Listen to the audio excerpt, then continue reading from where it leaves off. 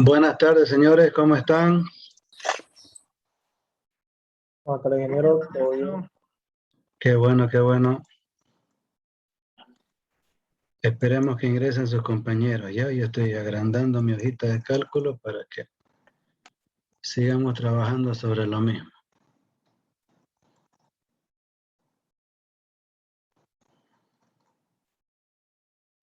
Ya. A ver. Están ingresando.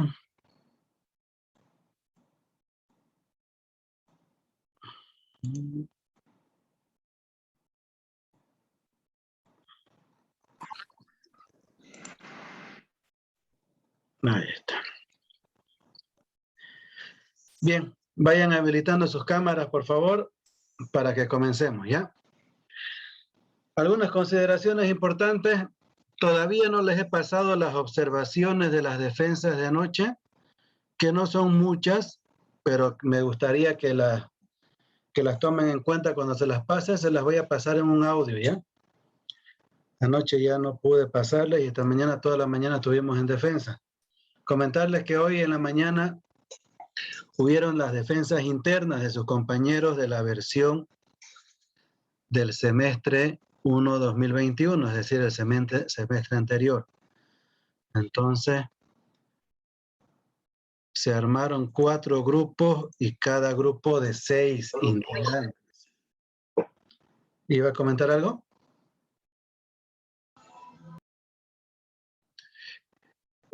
Cada grupo de 6 integrantes, entonces toda la mañana estuvimos con eso.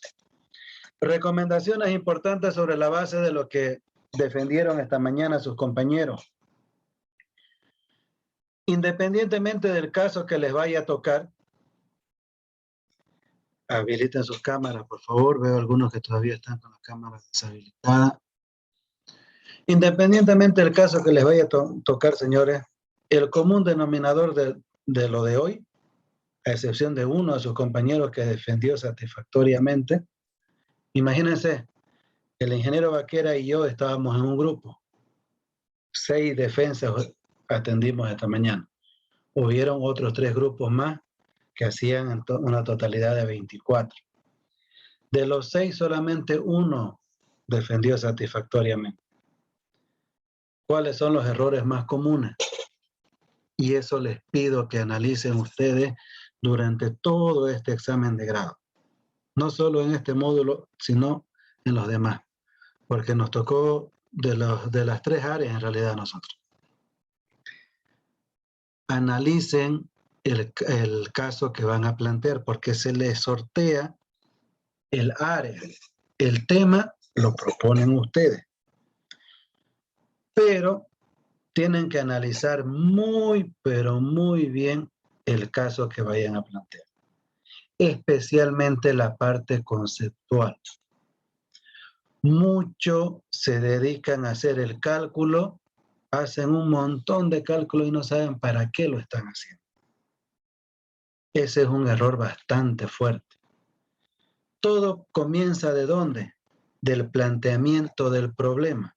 Ahora, un caso que ustedes vayan a identificar que les interesa y que quieren plantearlo, tiene que partir de un problema o de una necesidad.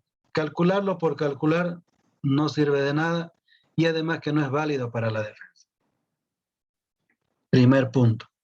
Segundo, una vez que el planteamiento del problema está bien definido, se delimitan tanto el objetivo general como los objetivos específicos. Ahí ustedes se rayan la cancha y dicen, yo quiero trabajar así, esto, esto y esto es lo que voy a hacer, y lo voy a hacer de esta y de esta y de esta forma. Y durante todo el documento y su defensa, tienen que cumplir lo que ustedes mismos dijeron que querían hacer. Si ustedes lo están planteando acaso. Por lo tanto, la parte conceptual, la parte de las ecuaciones, la parte de los cálculos que vayan a realizar, todo tiene que tener coherencia. No lo hagan porque sí, o porque sí les enseñaron. La excusa que ponen todos es que sí nos enseñaron, pero ¿para qué lo hicieron? ¿Por qué lo están utilizando en ese momento? ¿Cuál es la finalidad? ¿Cuál es el beneficio? Porque de todo proyecto de investigación, porque al final ustedes hacen un proyecto de investigación. ¿Quién es el beneficiario? ¿A quién van a beneficiar? ¿A una empresa? ¿A un grupo de ciudadanos? ¿A una ciudad, a una sociedad más grande? ¿A quién van a? ¿A una persona individual? Puede haber una persona individual como beneficiario, pero alguien tiene que beneficiar. Entonces, todo eso tiene que aparecer en el planteamiento del problema. Tiene que haber una ubicación geográfica en tal lugar, en tal zona, y vamos a trabajar de esta forma. Toda tabla, toda gráfica de la cual ustedes vayan a extraer un dato para hacer su cálculo, tiene que estar referenciada. No la pueden colocar y no saber de dónde salió la tabla. ¿Ya? Esos detalles son muy importantes. A pesar de que ya están en la diapositiva también se debe colocar en la parte inferior de la tabla número tanto, de qué se trata la tabla y fuente. Tal libro, tal catálogo, tal página, de algún lado tiene que salir esa tabla. No puede estar ahí colgando en el aire sin saber de dónde aparece. ¿Ya? Entonces, todas esas consideraciones, señores, tómenlas en cuenta para que no incurran en los mismos errores ustedes. Porque ha habido aplazados y ha habido algunos que prácticamente han aprobado al filo. Como les digo, de nuestro grupo, de los otros grupos, no sé cómo les habrá ido, pero de nuestro grupo solo uno, imagínense, de 6, es bastante lamentable que solamente un estudiante haya respondido a cabalidad. Y se le puso una buena nota, porque tampoco es que se le mezquina las notas, pero no significa que les vamos a poner algo de que ustedes no se lo están ganando. Y préstenle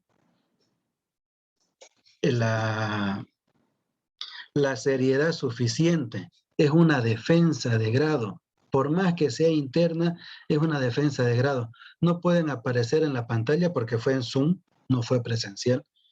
Pero a pesar de eso, no pueden aparecer en la pantalla con su facha, no pueden aparecer en un lugar que no tiene nada que ver, que no se les ve la cara. Había uno que estaba así a la misma distancia que yo estoy en este momento.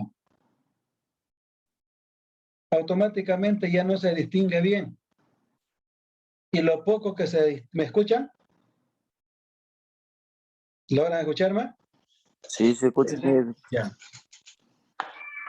Pero a pesar de que no se lo distinguía bien, se notaba que el muchacho tenía una hoja en la mano o en el escritorio y todito su marco teórico lo leyó. Eso no puede existir, señores, en una defensa. Es un crimen de lesa humanidad, si queremos utilizar un término bastante rimbombante. No se puede, no es permitido. Ustedes no pueden leer. Ustedes tienen que estar frente a la cámara, si es que les va a tocar todavía virtual, o tal vez ya podamos estar en la universidad, pero no hay hojita en la mano, no hay copia, no hay nada, porque es una defensa de grado, señor. Tal vez en las materias se les podía aceptar ciertas licencias, pero en ese momento no hay. Y esa persona se aplazó por ese y por otra serie de motivos más. Obviamente no es solamente el único. Entonces, todos esos detalles que les comento, por favor, tómenlos en cuenta. Y cuando vayan a preparar su estudio de caso, que ustedes lo van a plantear, solamente el área les van a sortear. Ya ustedes buscan un tema que les agrade de esa área, pero desarróllenlo con cariño, con entusiasmo y defiéndanlo a la altura que corresponde. No es chacota, no es joda esto. De esto depende que ustedes se titulen.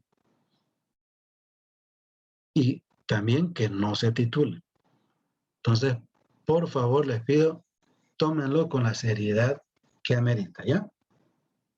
Bien, quería comentarles eso para no quedarme con la idea en la cabeza, porque verdad que es bastante incómodo para nosotros como sus docentes de ustedes, que nosotros creemos que, bueno, personalmente yo creo que pongo todo de mi parte para enseñarles, les pregunto si tienen dudas, no tienen dudas, les vuelvo a explicar, les pongo todo el entusiasmo posible y a la hora de la hora respondan de esa forma. Entonces parecería, como le dije a uno de sus compañeros cuando estaba defendiendo en la ronda de preguntas, si tienen dudas, pregunten. Nadie los va a meter presos por decir no sé o no me acuerdo. O cuando me estaba explicando mi profesor, yo estaba pensando en mi corteja. Nadie les va a recriminar eso. Algunos que lo que hacen, les sortean el tema y automáticamente lo buscan al profesor que llevaron esa área.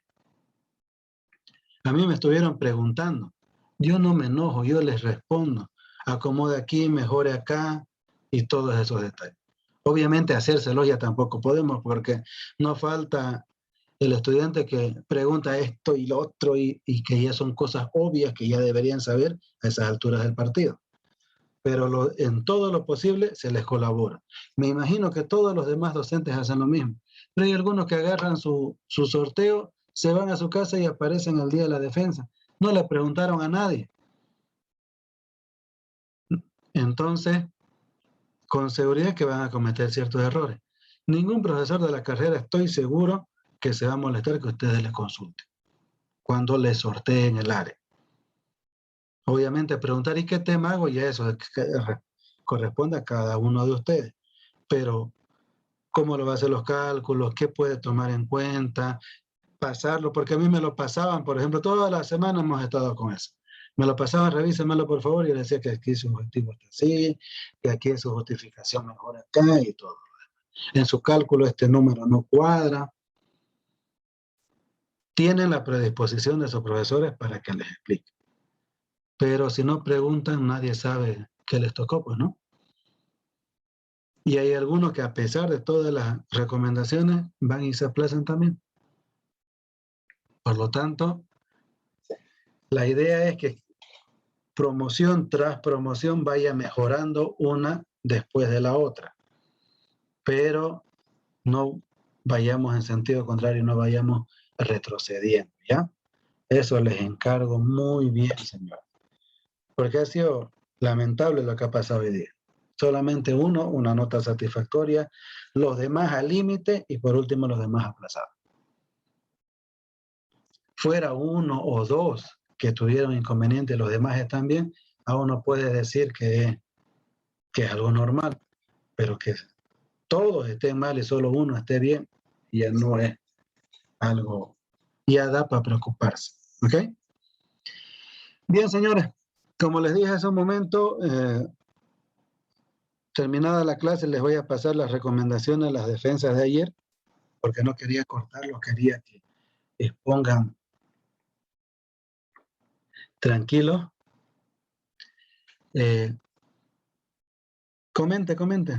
No es necesario que levante la mano, usted me corta nomás y yo le escucho. Ya, ingeniero, quería consultarle el tema de las tablas que ocupamos para los cálculos, el de los valores unitarios, el tema del suelo y dependiendo del implemento. Habían unas tablas que ocupamos para el cálculo y justamente esas no las pasó, era para tenerlas como referencia.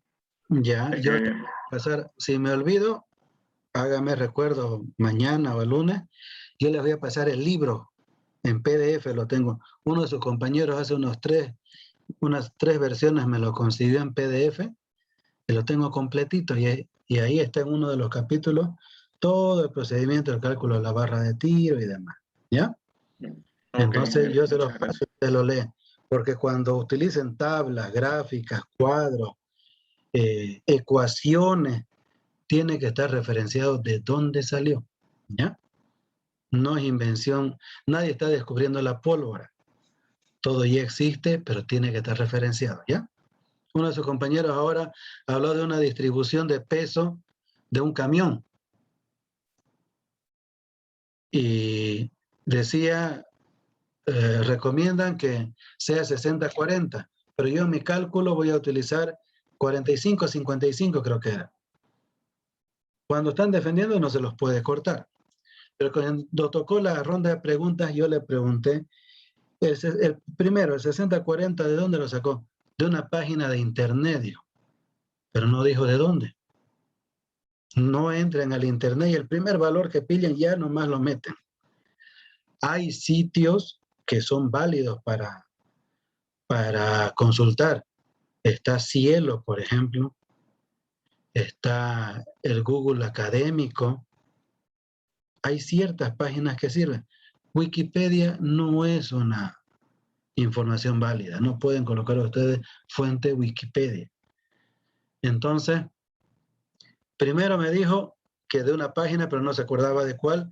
Y el segundo dato que ya metió en el cálculo lo había asumido él. Yo pensé que era mejor así, dijo. En mecánica no se puede hacer eso, señores. Si ustedes van a utilizar, por ejemplo, esa distribución de peso, tiene que estar respaldado de algún estudio. ¿Ya? No pueden colocar a criterio de ustedes. Uno tendría que tener una experiencia bastante amplia para dar su criterio y que el criterio sea válido. Pero ni aún así, todo el proyecto de investigación para eso tiene su parte de marco teórico, para que uno ahí coloque qué tipo de autores y qué tipo de catálogos, libros uno consultó para hacer el trabajo. ¿Ya? Eso de criterio propio hay que evitarlo. Pero yo les voy a pasar ese librito y ahí le van a dar una buena mirada y capítulos antes habla también de implementos y les va a gustar bastante. Pero se los paso hoy día o si no mañana al Classroom, ¿ya? Ingeniero, una consulta. Buenas tardes. Dígame. Buenas tardes. El caso 1, que fue el de ayer, bueno, la mayoría ya lo terminó y lo ha presentado. Yo fui el primero a exponer y en mi caso utilicé un tractor del BM 125i y bueno, cuando escuchaba a mis compañeros habían utilizado uno inferior, pero viendo los casos, ellos tomaron el dato del peso del tractor de la ficha técnica que usted nos dio y yo hice un poco una investigación en el internet y encontré otro peso diferente, que fue el que usted le consulté y usted me dijo que traje con ese peso. Ahora, con Ya. esas diferencias de peso en los tractores, ¿cómo sería el tema o cuál sería la opción más correcta para tomarlo en cuenta? Ya, en ese caso, por ejemplo, a partir de hoy yo les voy a pasar, porque vamos a hacer una continuación del caso 1, yo les voy a pasar los catálogos más actualizados que tengo, ¿ya? Pero cuando tengan dudas, así como usted, pregunten. Me parece que este valor no está dentro de los parámetros, yo lo reviso y nuevamente les paso. En el caso 1, está bien. Me llamó la atención que algunos en el mismo modelo sacaban diferencias grandes, especialmente en el BM 125, que no era el que tenía el problema del peso, ¿no ve? O era el que tenía el problema del peso. Ese tenía problema de peso porque Ya, en el folleto que nos dio decía como 5.000 kilos y yo encontré uno que decía 7.300. ya, está bien. Entonces eso lo vamos a corregir pero como les digo, pueden consultar ustedes. Si ven una duda, ya lo volvemos a actualizar, no hay ningún problema. Pero, ¿cuál era el espíritu del primer caso? La idea es calcular productividad. Tenemos un dato que nos da el fabricante del implemento, ¿no es? Porque el fabricante del implemento, ya le consultamos qué potencia requiere usted. Y el cálculo de la barra de tiro es para comprobar si efectivamente ese dato está correcto o no, o si podemos disminuir un poco en tamaño de tractor. ¿Ok? Entonces la recomendación final es, el fabricante del implemento me dice de 130 a 138 HP. Dentro de ese rango yo pillé el 125. Trabajé con ese y me sale un margen de seguridad de 30%. Ya me está dando una idea que está un poco sobredimensionado, ¿no? Entonces, ¿qué es la lógica? El implemento no lo tocan porque el implemento ya está calculado para esa superficie. Lo que pueden jugar es con el modelo del tractor. ¿Y qué pasa si se utiliza el BM110, por ejemplo? Y ahí ya nuevamente hacen el cálculo y resulta que está dentro de los márgenes aceptables. Entonces ya lo afinaron el cálculo. La idea de esto de la potencia de la barra de tiro, potencia que demanda el implemento, es precisamente para eso. Para afinar el cálculo y no creerle ciegamente a lo que me dijo el fabricante del implemento. ¿Ok? Para los que les quedaba alguna duda del espíritu del primer caso, es precisamente ese. ¿Ok? Ingeniero, Dígame. yo saqué, por decir, yo trabajé con el BM100, que era un caballo de 106, si no me equivoco. Ya. Pero pasa que igual realicé el cálculo para trabajar con la rastra y no daba la potencia ni con el 125, si no me equivoco. Para trabajar con la rastra me pedía por lo menos de un 200, 190 HP, si no me equivoco. ¿Será porque era muy ancho la rastra? Si no me equivoco, era de 4.3 metros. Ya, Y pero el esa rastra era de 2. Esa rastra le había salido correcto en el tema de la productividad. Sí. Ah, ya. Entonces, ¿dónde está el detalle? En el tiro unitario. Como la rastra profundiza menos que Ronplan, hay que ver qué tiro unitario es el más adecuado. No necesariamente el mismo tiro unitario. Por eso es que le demanda más. Porque tiene un ancho de trabajo de 4 metros, pero lo estamos tomando como si estuviera profundizando como un Ronplan, ¿no ves? Entonces es como si estuviéramos metiendo un Ronplan del doble de tamaño que el primero. Hay una bulla, no sé de dónde. ¿Me entiende la lógica, no ves? Entonces en eso consiste. Por eso quedamos que con el Ronplan era más que suficiente. Pero si se hace de rastra, hay que tomar en cuenta que el tiro unitario tiene que ser un poco menor para que no quede como si fuera la misma profundidad que un Ronplan. ¿Ya? Bien, señores. No nos alarguemos mucho en este tema porque ya tenemos que abordar el siguiente caso. No se me salgan. Estoy viendo sus cámaras que se están desactivando. ¿Qué es lo que vamos a hacer ahora? Vamos a hacer una continuación del caso 1. Ustedes ya en este momento saben cómo calcular el tamaño del implemento, saben cómo determinar el tamaño del tractor para ese implemento, inclusive ya saben afinar el cálculo. Para eso es la potencia de la barra de tiro. ¿Qué es lo que vamos a hacer ahora? Nos vamos a meter dentro de la estructura interna de la máquina. Vamos a analizar su powertrain. Porque ya tienen el Ronplan, ya tienen el tractor, los llevamos al Chaco, los dos tractores, tienen sus velocidades de trabajo recomendadas para trabajar, ya tienen velocidad sin patinaje, tienen velocidad con patinaje. ¿Qué marcha le vamos a conectar? El tractor tiene bastantes opciones de marchas, tanto hacia adelante como hacia atrás. Tiene lenta, tiene media, tiene alta. Para Ronplan, por ejemplo,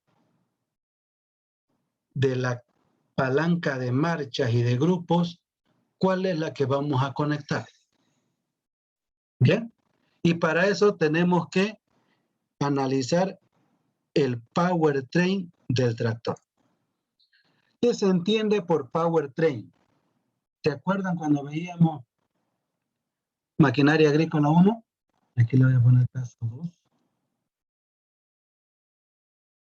En pocas palabras, ¿qué entienden ustedes por powertrain?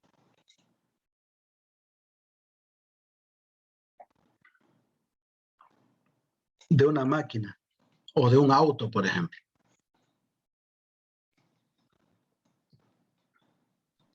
Es el uso de los microprocesadores No, para el no, control del tractor, algo así.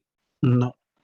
No es toda parte aquella que se encarga de dar la potencia, la fuerza, el movimiento para que se desplace el vehículo o el tractor, o sea, sin tomar en cuenta lo que sería el chasis y agregados extra, asientos y todo eso, o sea, es toda la parte que realiza la transformación, ¿no? De la energía química a mecánica y movimiento. Más o menos por ahí. ¿Qué dicen los demás? ¿Qué es el powertrain?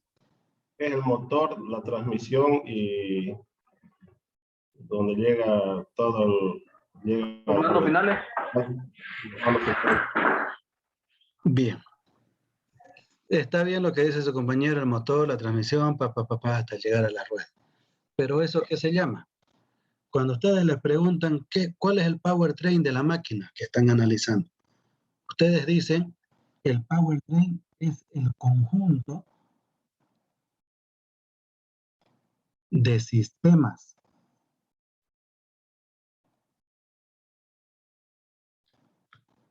encargados de autopropulsar la máquina.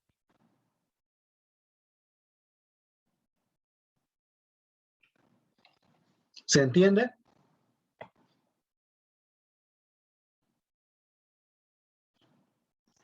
¿En qué consiste el conjunto de sistemas? En el caso de un tractor agrícola, todo parte del sistema encargado de transformar la energía térmica en energía mecánica. Y ese sistema se denomina motor, ¿correcto? Pero es el inicio del powertrain. Ese motor, ¿a quién le transmite el movimiento? Ese motor le va a transmitir el movimiento a una caja de velocidades, obviamente de manera previa pasando por el tema del embrague, si es una transmisión mecánica. Entonces el motor le transmite el movimiento al embrague, el embrague le transmite el movimiento a la caja de marchas, la caja de marchas le transmite el movimiento al diferencial, y si fuera un vehículo, automáticamente el movimiento es transferido ¿a quién?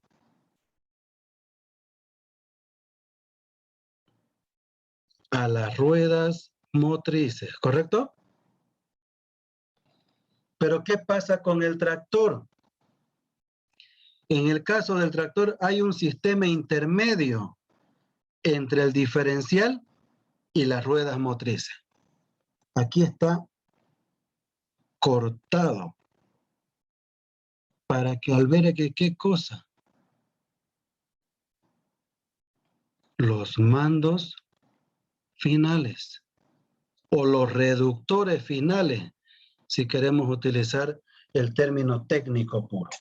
Entonces, todo esto es el powertrain. Es el conjunto, por eso les dije el conjunto de sistemas, porque el motor es un sistema, el embrague es otro sistema, la transmisión es otro sistema, el diferencial podemos decir que está dentro de la transmisión, los mandos finales son otro sistema, y el último engranaje de la máquina, ¿cuál es?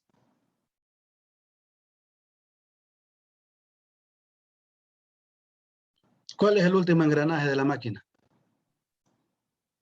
La barra de tiro y número. No, Los mandos finales. no. Las ruedas. Las ruedas.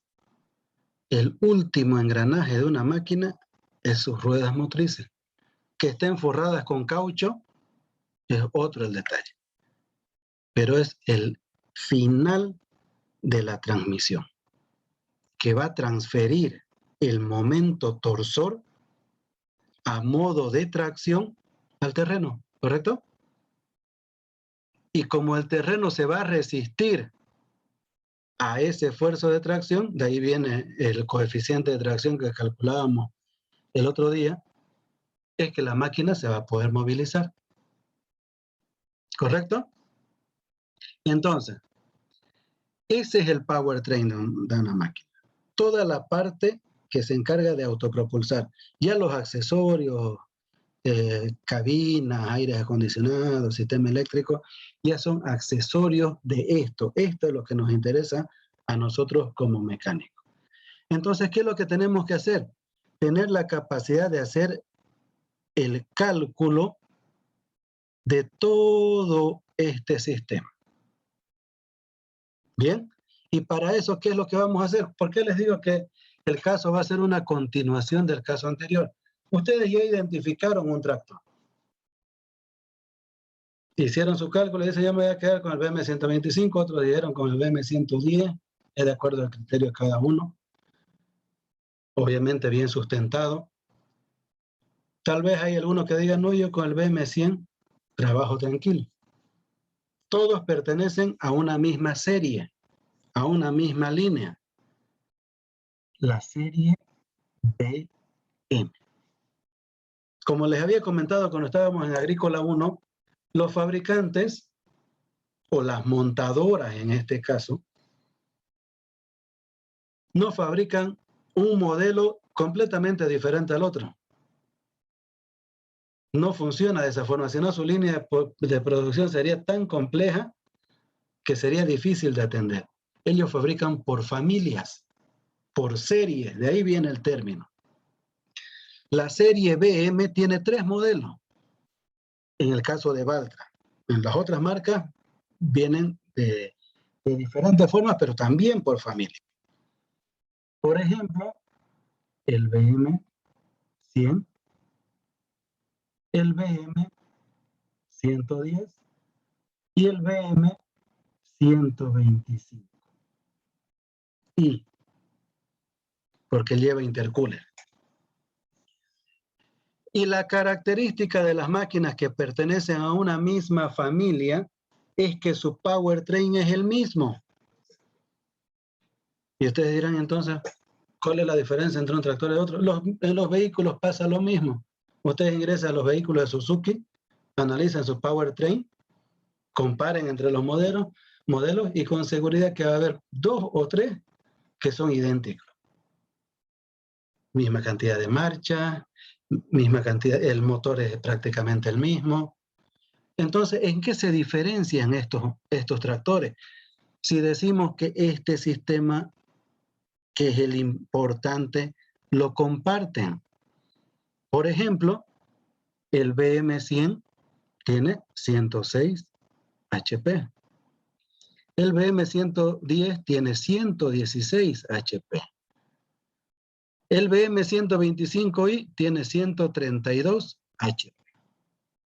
Este es con turbo, este es con turbo, este es con turbo y además tiene intercooler. Entre el 100 y el 110, que son el mismo motor, la misma cantidad de cilindros, el mismo diámetro, carrera, ¿cómo hace el fabricante para que el 100 bote 106 caballos y para que el 110 bote 116? Se hace la regulación de la bomba inyectora. Se la regula de diferente manera para que el motor desarrolle potencias diferentes. Porque después el motor es idéntico. Un agricultor que tiene esos 2 modelos va a la casa comercial y los repuestos son similares. Pero el BM100 jala 18 discos de Romplon, el 110 jala 20 discos de Romplon y el BM125 jala 22 discos de Romplon. Los menús no lo hacen jalar 24. Se utiliza para trabajos diferentes, pero nosotros tenemos que entender que son bastante similares. ¿Qué pasa con el BM125? Es el mismo motor. 4 cilindros, mismo diámetro, misma carrera, pero además de regularle la bomba inyectora, se le adiciona el intercooler, que hace que bote un poco más de potencia. De los 116 llegue a los 130. ¿Qué hace el fabricante? Podría fabricar otro modelo por encima de 125 para que bote 140 caballos. Pero ya de acuerdo a las mediciones que él hace, resulta que ya no es eficiente seguir exigiéndole al motor para que bote más potencia. Entonces ya desarrolla la serie BH, 145, 165, 180, 200, 210. Características de todos ellos, comparten el motor, comparten la transmisión, pero ya son tractores más robustos, ya son tractores de la línea pesada. En la línea liviana, los pequeños también vienen por familia. En John Deere pasa lo mismo, en New Holland pasa lo mismo, en Case pasa lo mismo, en Massey Ferguson pasa lo mismo. En todas las marcas que tienen hartos modelos entre medio, pasa la misma situación. Pequeñas variaciones entre una y otra. ¿Cuál es la variación estructural entre estos dos? Este es más largo que este. Si ustedes se fijan la distancia entre ejes, este es más largo que este. El 110 es un poquito más largo que el 100. Pero tienen el mismo rodado, 14.924, 18.434. Ya el BM125, para que tenga más adherencia, y el fabricante le pone 14.926, 23.130, un rodado un poco más ancho en la parte trasera. Pero son ciertas variaciones que hacen que tengan rendimientos diferentes. ¿Bien? Entonces, conocemos el powertrain, lo analizamos, ingresamos al catálogo, lo voy a abrir el catálogo para que veamos.